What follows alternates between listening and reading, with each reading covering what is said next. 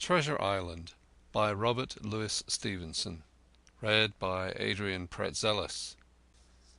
Chapter 23. The Ebb Tide Runs. The Coracle, as I had ample reason to know before I was done with her, was a very safe boat for a person my height and weight, both buoyant and clever in a sea way. But she was the most cross-grained, lopsided craft to manage. Do as you pleased, she always made more leeway than anything else, and turning round and round was the manoeuvre she was best at. Even Ben Gunn himself has admitted that she was "queer to handle till you knew her way." Certainly I did not know her way. She turned in every direction but the one I was bound to go. The most part of the time we were broadside on, and I am very sure I never should have made the ship at all but for the tide. By good fortune, paddle as I pleased, the tide was still sweeping me down, and there lay the Hispaniola, right in the fairway, hardly to be missed. First she loomed before me like a blot of something yet blacker than darkness. Then her spars and hull began to take shape, and the next moment, as it seemed, for the further I went the brisker grew the current of the ebb, I was alongside of her hawser and had laid hold. The hawser was as taut as a bowstring, and the current so strong she pulled upon her anchor. All round the hull in the blackness the rippling current bubbled and chattered like a little mountain stream. One cut with my sea gully and the Hispaniola would go humming down the tide. So far so good, but it next occurred to my recollection that a tight hawser, suddenly cut, is a thing as dangerous as a kicking horse. 10 to 1, if I was so foolhardy as to cut the Hispaniola from her anchor, I and the Coracle would be knocked clean out of the water.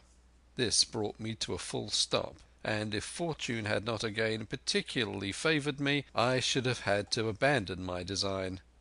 But the light airs which had begun blowing from the southeast and south had hauled round after nightfall into the southwest. Just while I was meditating a puff came, caught the Hispaniola and forced her up into the current, and to my great joy I felt the hawser slacken in my grasp, and the hand by which I held it dip for a second under water. With that I made my mind up, took out my gully, opened it with my teeth, and cut one strand after another till the vessel swung only by 2. Then I lay quiet, waiting to sever these last when the strain should be once more lightened by a breath of wind. At this time I had heard the sound of loud voices from the cabin, but, to say the truth, my mind had been so entirely taken up with other thoughts that I had scarcely given ear. Now, however, when I had nothing else to do, I began to pay more heed. One I recognized for the coxswain's, Israel Hands, that had been Flint's gunner in former days. The other was, of course, my friend of the red nightcap. Both men were plainly the worst of drink, and they were still drinking, for, even while I was listening, one of them, with a drunken cry, opened the stern window and threw out something which I divined to be an empty bottle. But they were not only tipsy, it was plain that they were furiously angry. Oaths flew like hailstones, and every now and then there came forth such an explosion as I thought was sure to end in blows. But each time the quarrel passed off, and the voices grumbled lower for a while until the next crisis came, and in its turn passed away without result. On shore I could see the glow of the great campfire burning warmly through the shoreside trees. Someone was singing a dull old droning sailor's song, with a droop and a quaver at the end of each verse, and seemingly no end to it all but the patience of the singer. I had heard it on the voyage more than once, and remembered these words: "But one man of the crew alive, what put to sea with 75. And I thought it was a ditty rather too dolefully appropriate for a company that had met such cruel losses in the morning. But indeed, from what I saw, all these buccaneers were as callous as the sea they sailed on. At last the breeze came. The schooner sidled and drew nearer in the dark. I felt the hawser slacken once more, and with a good tough effort cut the last fibres through. The breeze had but little action on the coracle, and I was almost instantly swept against the bows of the Hispaniola. At the same time the schooner began to turn upon her heel, spinning slowly, end for end, across the current. I wrought like a fiend, for I expected every moment to be swamped, and since I found I could not push the coracle directly off, I now shoved straight astern. At length I was clear of my dangerous neighbour, and just as I gave the last impulsion, my hands came across a light cord that was trailing overboard across the stern bulwarks.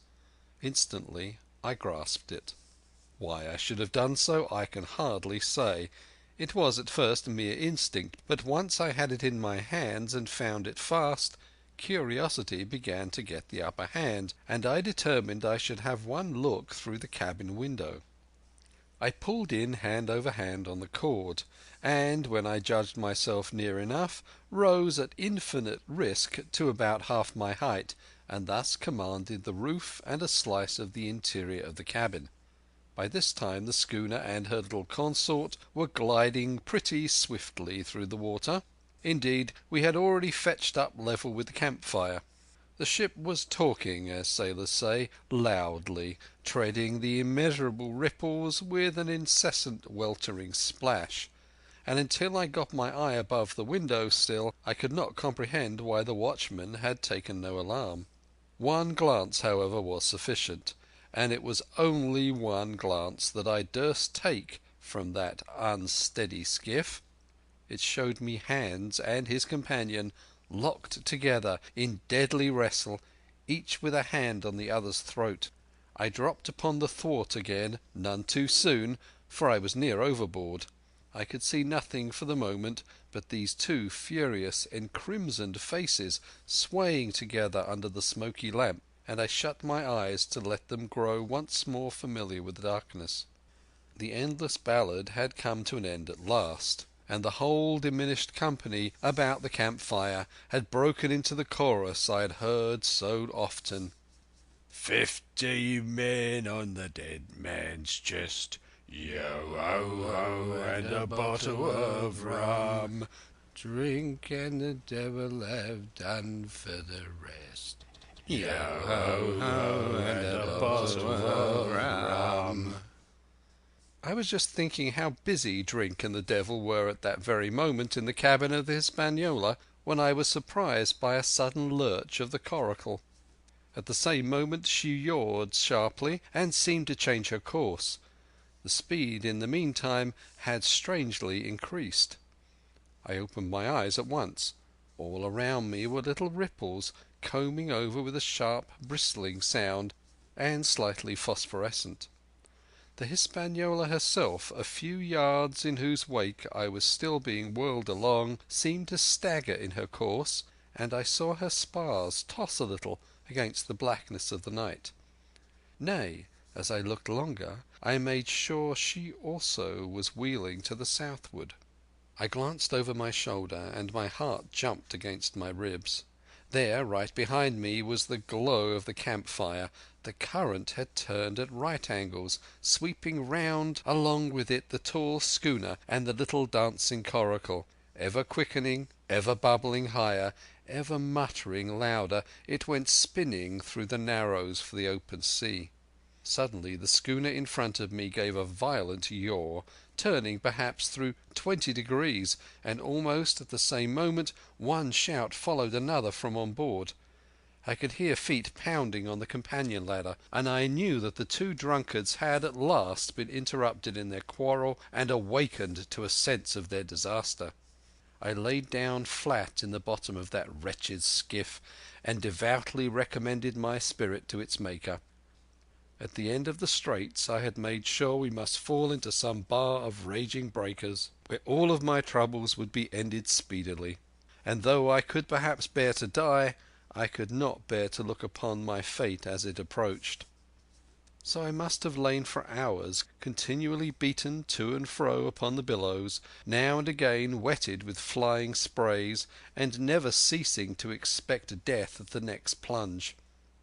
Gradually weariness grew upon me, a numbness, an occasional stupor fell upon my mind even in the midst of my terrors, until sleep at last intervened, and in my sea-tossed coracle I lay and dreamed of home and the old Admiral Benbow.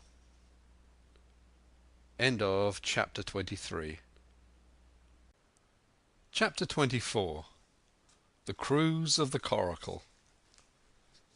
It was broad day when I awoke and found myself tossing at the southwest end of Treasure Island. The sun was up, but was still hid from me behind the great bulk of the spyglass, which on this side descended almost to the sea in formidable cliffs. Hall Bowline Head and Mizzenmast Hill were at my elbow, the hill bare and dark, the head bound with cliffs 40 or 50 feet high and fringed with great masses of fallen rock. I was scarcely a quarter of a mile to seaward, and it was my first thought to paddle in and land. That notion was soon given over. Among the fallen rocks the breakers spouted and bellowed, loud reverberations, heavy sprays flying and falling succeeded one another from second to second, and I saw myself, if I ventured nearer, dashed to death upon the rough shore, or spending my strength in vain to scale the beetling crags. Nor was that all, for crawling together on flat tables of rock, or letting themselves drop into the sea with loud reports, I beheld huge slimy monsters, soft snails as it were, of incredible bigness, 2 or 3 score of them together, making the rocks to echo with their barkings.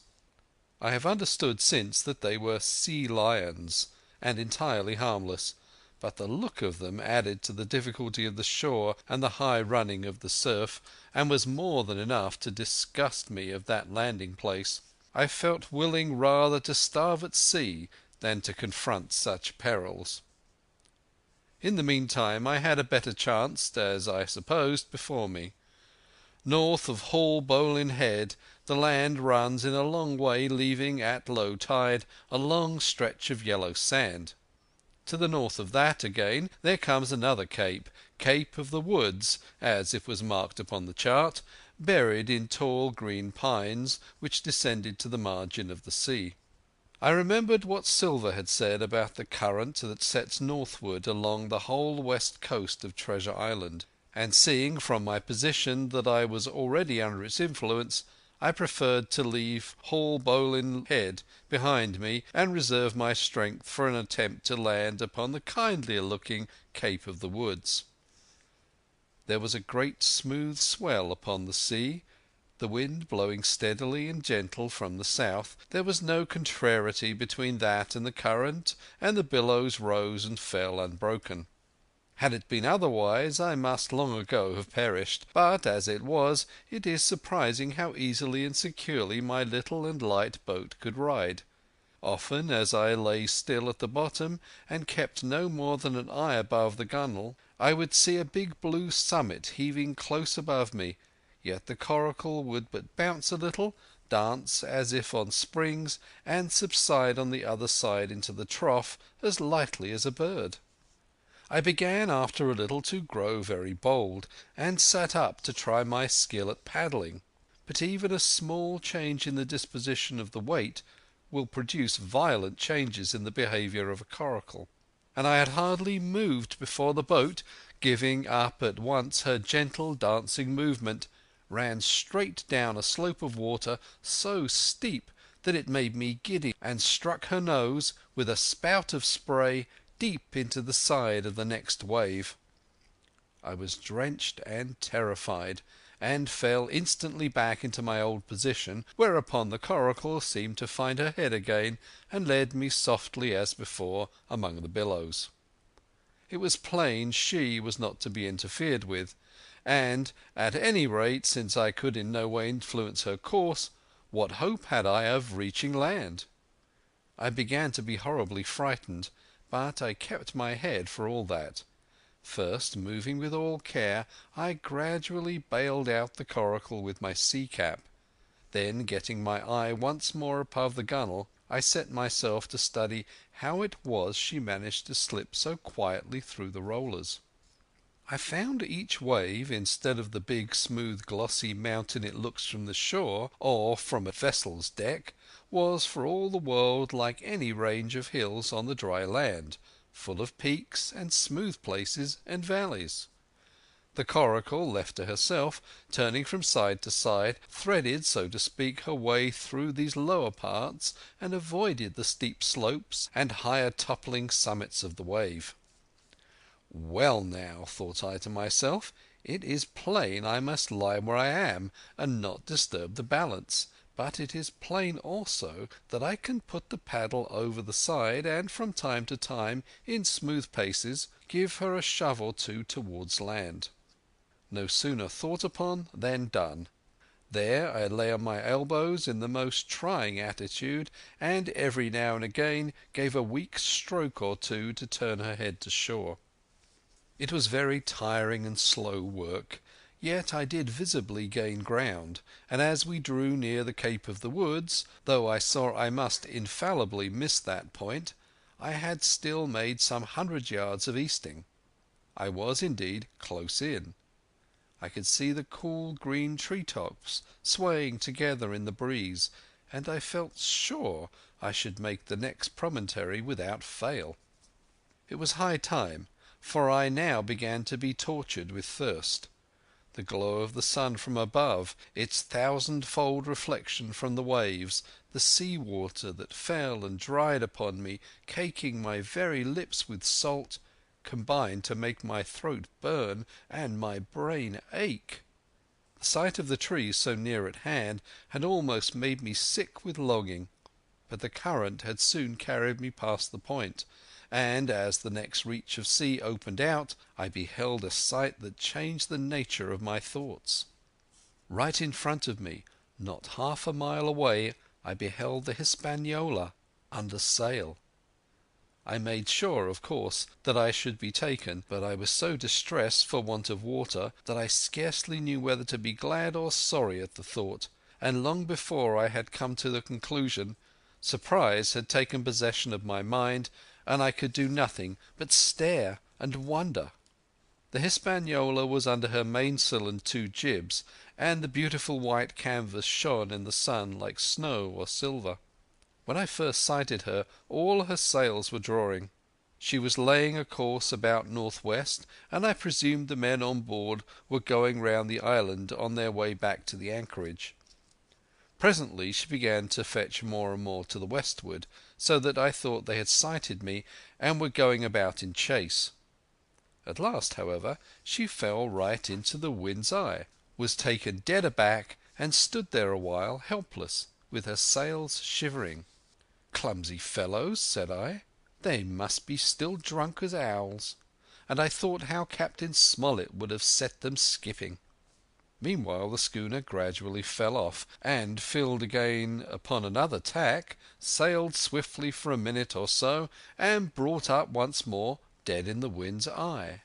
Again and again this was repeated.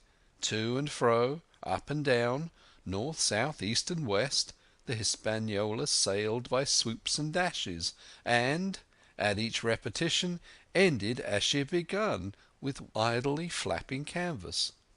It became plain to me that nobody was steering, and if so, where were the men?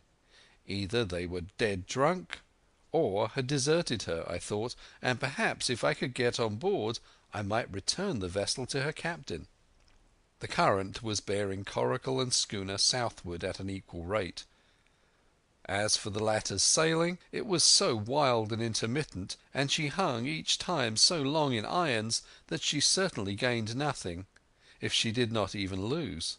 If I only dared to sit up and paddle, I made sure that I could overhaul her. The scheme had an air of adventure that inspired me, and the thought of the water breaker beside the fore companion doubled my growing courage. Up I got, was welcomed almost instantly by another cloud of spray, but this time stuck to my purpose and set myself with all my strength and caution to paddle after the unsteered Hispaniola. Once I shipped a sea so heavy that I had to stop and bail, with my heart fluttering like a bird, but gradually I got into the way of the thing, and guided my coracle among the waves, with only now and then a blow upon her bows and a dash of foam in my face. I was now gaining rapidly on the schooner. I could see the brass glisten on the tiller as it banged about, and still no soul appeared upon her decks. I could not choose but suppose she was deserted. If not, the men were lying drunk below, where I might batten them down perhaps, and do what I chose with the ship. For some time she had been doing the worst thing possible for me, standing still. She headed nearly due south, yawing of course all the time. Each time she fell off, her sails partly filled, and these brought her in a moment right to the wind again. I have said this was the worst thing possible for me, for helpless as she looked in this situation, with the canvas crackling like cannon and the blocks trundling and banging on the deck, she still continued to run away from me, not only with the speed of the current, but by the whole amount of her leeway, which was naturally great. But now at last I had my chance. The breeze fell for some seconds very low, and the current gradually turning her, the Hispaniola revolved slowly round her centre, and at last presented me her stern, with the cabin window still gaping open and the lamp over the table still burning on into the day. The mainsail hung drooped like a banner. She was stock still but for the current. For the last little while I had even lost, but now, redoubling my efforts, I began once more to overhaul the chase. I was not 100 yards from her when the wind came again in a clap. She filled on the port tack and was off again, stooping and skimming like a swallow. My first impulse was one of despair, but my second was towards joy. Round she came till she was broadside on to me, round still till she had covered a half and then 2/3 and then 3/4 of the distance that separated us. I could see the waves boiling white under her forefoot. Immensely tall she looked to me from my low station in the coracle. And then of a sudden I began to comprehend. I had scarce time to think, scarce time to act and save myself. I was on the summit of one swell when the schooner came swooping over the next. The bowsprit was over my head. I sprang on my feet and leapt, stamping the coracle under water. With one hand I caught the jibboom, while my foot was lodged between the stay and the brace, and as I still clung there panting, a dull blow told me that the schooner had charged down upon and struck the coracle, and that I was left without retreat on the Hispaniola. Chapter 24